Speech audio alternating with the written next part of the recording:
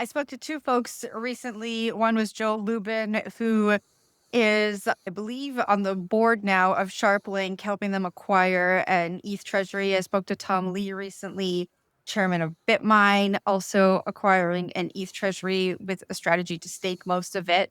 What differentiates the Ether machine here? Yeah. So what I'd say is we have a different strategy than both of those. And I would say first and for the structure, rather than acquiring a pre-existing microcap company, we went with a de novo structure. If I wanted exposure to Ethereum, I would want pure play exposure to Ethereum and the yield that it's generated. I wouldn't want, let's call it 90% exposure to Ethereum and then 10% exposure to a Bitcoin mining company or a gaming company or any or biotech company for that matter. So basically we think that it's important to have a clean entity with no pre-existing governance issues, no pre-existing operating businesses, no pre-existing liabilities. And we created this in a de novo structure to do so. So I'd say that's one piece. And that's what really resonated with our investors, which are primarily institutions.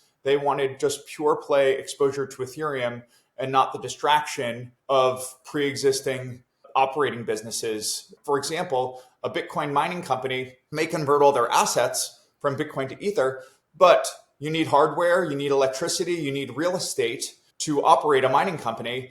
And a bunch of these mining companies, they have data center leases that are 10 years old and they're in year 4. If you want pure play exposure to Ethereum, but you've got to pay 6 years left on a lease, that's not exposure that I would want.